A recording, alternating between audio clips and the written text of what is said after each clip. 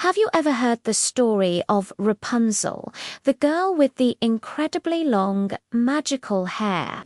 It's a classic, but the version you know might not be the whole story. Today, we're diving deep into the original tale by the Brothers Grimm. And let me tell you, it's a bit darker and a lot weirder than the animated movie. It all starts with a couple who desperately want a child. They live next to a magnificent garden owned by a powerful sorceress named Dame Gothel. The garden is filled with the most delicious-looking plants, including a special type of rampion or Rapunzel that the wife suddenly craves more than anything. She tells her husband that if she can't have some, she waste away and die. Yikes, talk about pregnancy cravings. Driven by love and fear, the husband sneaks into the sorceress's garden one night and grabs a handful of the Rapunzel. His wife devours it, but it only makes her craving stronger. She needs more. So the husband goes back the next night. But this time, he's caught. Dame Gothel appears in a fury. He begs for his life, explaining his wife's desperate craving. Dame Gothel's anger softens, but she makes a chilling deal. She says, "You can take all the Rapunzel you want, but on one condition, you must give me the child your wife will soon bear." The terrified husband, seeing no other choice, agrees. And sure enough, when their baby girl is born, Dame Gothel appears, names the child Rapunzel, and takes her away. So what does a powerful sorceress do with a stolen baby? Well, Dame Gothel raises Rapunzel as her own. When Rapunzel turns 12, she's become the most beautiful child under the sun, with magnificent long hair as fine as spun gold. Fearing she lose Rapunzel to the outside world, Dame Gothel takes her deep into a forest and locks her in a tall, tall tower. This tower has no doors and no stairs, just a single room at the very top with one window. It's a lonely existence for Rapunzel. When Dame Gothel wants to visit, she stands at the bottom of the tower and calls out, "Rapunzel, Rapunzel, let down your hair so that I may climb the golden stair." Rapunzel would then unpin her elaborate braids, wrap them around a window hook, and let them fall all the way to the ground. Her hair is so long and strong that Dame Gothel can climb it like a rope. This is their routine for years. Rapunzel spends her days alone, passing the time by singing with her beautiful voice. One day, a prince is riding through the forest. He hears a song so enchanting that he's compelled to find its source.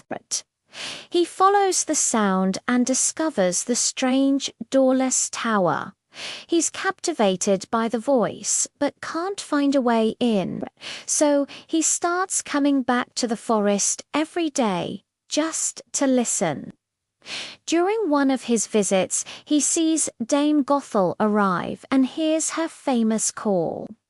He watches in amazement as a cascade of golden hair tumbles down and the old woman climbs up. A plan forms in his mind. The very next day, at dusk, he goes to the tower and mimics the sorceress's call, "Rapunzel, Rapunzel, let down your hair." The hair falls, and the prince climbs. You can imagine Rapunzel's shock when a man, a stranger, appears in her room instead of Dame Gothel. She's terrified at first, having never seen another person besides the sorceress. But the prince speaks to her gently. He tells her how her singing captured his heart and how he couldn't rest until he met her. His kindness wins her over. He asks her to be his wife, and she agrees. Now, how do they get her out? Rapunzel comes up with a clever plan. She tells the prince, "Bring a skein of silk with you each time you visit. I will weave it into a ladder. When it's long enough, I'll climb down and we can ride away on your horse." It's a perfect plan. The prince visits her every evening after Dame Gothel has left, and no one is the wiser. But here's where the original story takes a turn.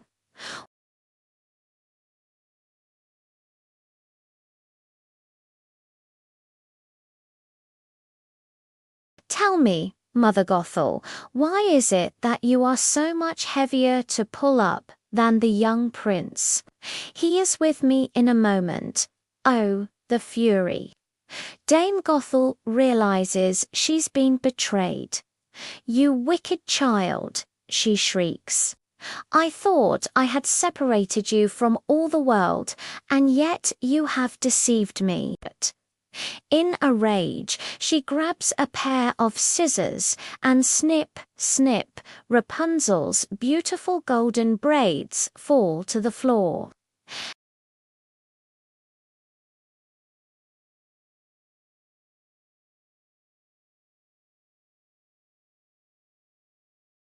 But Dame Gothel's revenge isn't complete. That evening, she waits for the prince. When he calls out, she lets down the severed braids. The prince climbs, filled with hope, only to find not his beloved Rapunzel, but the vengeful sorceress.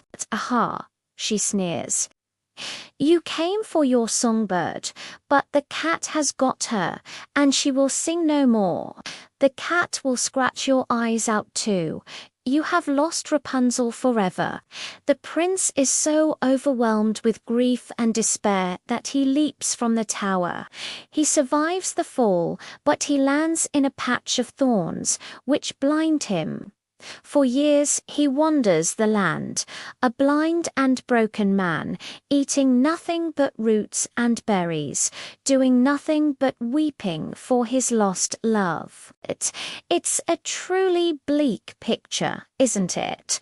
But fairy tales, even the dark ones, often find their way to a happily ever after, and this one is no different. After years of wandering, the prince stumbles into the very wasteland where Rapunzel was banished. By this time, Rapunzel has given birth to twins, a boy and a girl, that she conceived with the prince. She is living a meager existence, but she has survived. One day, the prince hears a familiar, beautiful voice singing a sorrowful tune. He recognizes it instantly. He follows the sound, and there she is, his Rapunzel. He calls her name, and she looks up. She sees him thin, ragged, and blind. Overjoyed but heartbroken at his state, she runs to him and they embrace. As she weeps, two of her tears fall onto his eyes. And here's where the magic happens. Her tears heal him, and his sight is instantly restored. He can see her, their children, and the world again. The story ends with the prince taking Rapunzel and their children back to his kingdom, where they are welcomed with great joy. And, of course, they lived happily ever after. As for Dame Gothel, the Grimm's version doesn't mention what happens to her. She just disappears from the story, her evil plot ultimately undone by love and a bit of tear-based magic. So, What do you think? The original Rapunzel is a powerful story about love, betrayal, and the consequences of obsession.